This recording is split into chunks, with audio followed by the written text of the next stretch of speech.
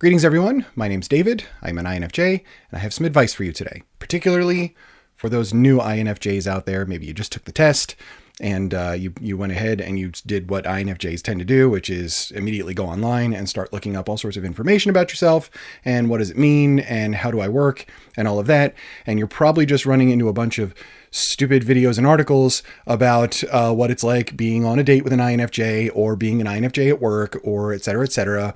Let me give you some advice from personal experiences. So without any further ado, here we go.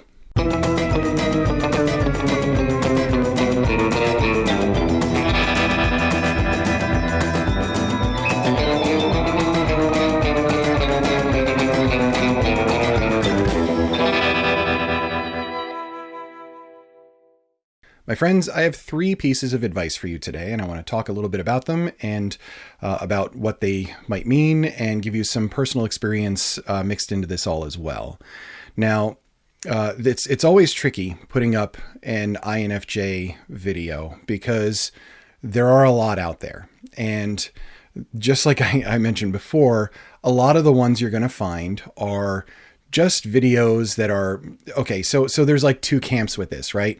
You're going to find some videos that are, this is what it's like to be an INFJ. This is what an INFJ is like at the airport. This is what an INFJ is like when they're grocery shopping. This is what an INFJ is like when they're tackling marmosets or whatever. Those videos, while wildly entertaining, are just that. They're entertainment. You do not fit into a box. I'm not going to throw all of the stereotypes at you that you will see all over the place everywhere else, because honestly, that stuff is just not productive. The other type of video or article you're going to see about INFJs is in regards to their mystical connection to the forces of the universe and et cetera, et cetera. And a lot of you already know where I stand on all of this. You are an INFJ. You are not a Jedi. And that's really important to understand because you are going to see articles that talk about this whole mystic flavor to the whole thing. And I'm sorry, I just don't buy it. My first piece of advice for you as a new INFJ, remember that you are an individual first and you are an INFJ well after that. Learning you're an INFJ is not something that you just get online, do 10 minutes later, this is what I am, and that's that, and now I fit into this box, and obviously I'm an INFJ, so I have anxiety, and I don't like to be in crowds, and I'm awkward around people. No, absolutely not. There's a difference between being an INFJ and how you process things on a cognitive level and your personality, which is basically something that you grow into from a lifetime full of experiences. You are an individual first. I want you to think about something. And if you're typed as an INFJ and you've taken the test and it's come up INFJ, I want you to wrap a concept around your head for just a moment. And the concept is, okay, as an INFJ, you have some things in common with other INFJs. It's the way you gather information, right? You're using intuition. It's kind of hoovering up all sorts of stuff all around you on a subconscious level. And it's starting to throw all that stuff and mix it around in your brain, and you're going to form patterns out of that. One of the things that you're also going to do is, again, hoovering up other people's feelings, right? And that's external feeling at work. And that's going to impact you a great deal. So you have some of these things in common in the way you process things. But if I put 2 INFJs in a room and they are 2 completely separate people, completely separate lives, different ages, different everything, they may or may not get along. Just because you are an INFJ doesn't mean you are specific things. That is your personality, which is separate. It's one of the reasons I hate the fact that they call it a personality type, because I just think that that's wrong. Because if it's 16 personalities, then there would only ever be 16 types of people out there, there are more than 16 personalities. Now, if I take you as an INFJ and I say, okay, I want you to think about the fact that probably you are not the rarest type. How does that make you feel? Does it make you a little angry? Personally, I don't know the answer to this question. I haven't interviewed everybody on Earth in order to figure out what the ratios are of each one. But if you hear those words, that you are not the rarest type, and that makes you angry, then what you're doing is you are taking identity from being an INFJ. And that's a pretty toxic way to think, because you're putting INFJ ahead of you as an amazing, beautiful, and unique person. And you should never, ever do that. You can be an incredible, unique human being, and you're an INFJ, and that's totally okay. And that's the way it is for everybody, because we have different personalities, we have different experiences, and we grow into different people with different interests. And that's awesome. It's what makes us unique. And every single person on here is a unique individual. All of you watching, none of you are exactly alike. Some of you will like candy corn, and that's terrible. And some of you will hate candy corn because you're correct. I know, I'm going on the candy corn thing again. It's something I can't get out of my head because the stuff is just super gross. So that's my first piece of advice. You are an individual. You are unique. It has nothing to do with being an INFJ. It has everything to do with you. But understanding, if you are an INFJ, how you think and how intuition plays into things and how other people's feelings and the harmony of the group and the people around you play into things is very, very important to becoming a balanced individual. The second piece of advice I have for you is this. You are going to feel other person's emotions intensely, and that is both a good thing and a bad thing. We are INFJs, right? FE, external feeling, is something that is within our cognitive function stack. I don't want to get into all of the really, deep psychological talk. There's plenty of great channels out there with people that are very knowledgeable that can really explain all of the cognitive stuff on a great level. And I'm sure much better than I can. So when I talk about this stuff, I'm doing it just from my perspective, and this is how I see it, and I'm pretty sure it resonates. There is a reason that you, as an INFJ, when you are around conflict, and perhaps in a group of people and some of those people don't like each other, that you feel this in a very intense way. There is a reason that when you receive a text from somebody that's slightly passive-aggressive or could be understood that way, that it tends to wreck you for possibly days. There is a reason that if you hear somebody say something that is critical of you, you internalize that and you feel it very, very strongly. Everything is bouncing around inside of that head and that heart of yours. Believe me, I get it. I'm the same way. And you can say we're empaths, fine, but it is basically a way of us being a sponge for other people's feelings.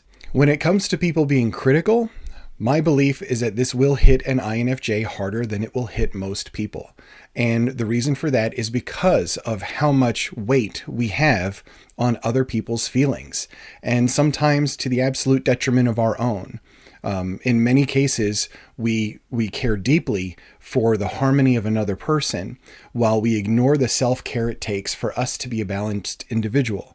And that's very difficult. And it can turn us into somebody that's just not a healthy person. Because if you're not getting the things that you need, well, you're not really taking care of yourself. And if you're not taking care of yourself, you're not at the best for the people around you. And that's not okay. Now I'm going to give you a perfect example of this for critiques. I'm going to put up a comment, and this comment is one that I received. I left the name on there because if you're going to make a public comment, you're fair game. But this is a comment that I received on one of my videos. Now I'm going to go ahead and give you a minute to just read over it. Just go ahead. Yep. Take in all of that amazing prose that's on that comment. Make sure you read what's in all caps too. And don't try to correct it, grammar or punctuation or anything like that, because it's a lot of work right now. Now, here's something that's really important for you younger INFJs. Critiques are going to cut you. It's going to hit you in a way that can hurt and that can mess you up for a couple of days. Now, this particular one is something that I actually just kind of love this one, to be honest. I love this comment. And I immediately banned this person because I don't have the time for this. And this is not somebody that is approaching me in a manner that's any semblance of civil. I can't imagine this person would show up at my front door, and when I open the door and I'm looking at them face to face through a screen door, they would say this thing to me. So as a result, I don't put a lot of weight to it. It doesn't hit me in any way that's important. I have no idea who this random internet troll is, so I just ban them. But here's the thing to keep in mind. I have about 50 videos on this channel, and each video is roughly, I'd say they average out to about 10 minutes in length. This one's probably going to be a little bit longer. 50 times 10 is 500, which is about 8 hours worth of video. So 8 hours of my life is public on YouTube. 8 hours. Now, 1 year of my life is 8,700 and something hours, right? 8,700 hours as compared to 8. I am 44 years old. If I take my age of 44, it works out to roughly 380,000 hours of my life, right? That's how many hours I've had in my existence, 380,000, 8 of which are online. Is this person able to tell me who I am? Absolutely not. Is anybody that comments on this channel able to say this is who you are? Of course not. They don't have the experiences that I have. They don't know who I am and what I am. The people that are close to me, they do. And they're able to talk to me and let me work through the things that I am and how I think. This is how you make sure that you're honest with yourself and you look at that whole encapsulation of your life. I actually have this comment like up on my screen right now. And I honestly think it's super hysterical, the way this thing starts out, because it looks like it's dubbed from like a really bad old Kung Fu movie. Do you know what I mean? You seem to have studied well. You are not an INFJ. I am an INFJ, and I want to assure you, I will door slam you for coming at me with some BS. Ha ha ha! So, poster, what is your real type? You're not INFJ or INFP. That's facts. I gotta be honest, I was really looking forward to doing that, so I had to throw it in here. Moving on to the third piece of advice that I have for you, my new INFJ friend. You will sometimes feel like an alien, and that is okay. As INFJs, we often do feel like misfits. We tend to be awkward in groups. The conversation that is very surface level is not something that we really get into. And it's not saying that we can't. When I first started teaching martial arts, I was very uncomfortable in front of a group. So, but it is a skill that you can learn and you can get comfortable there.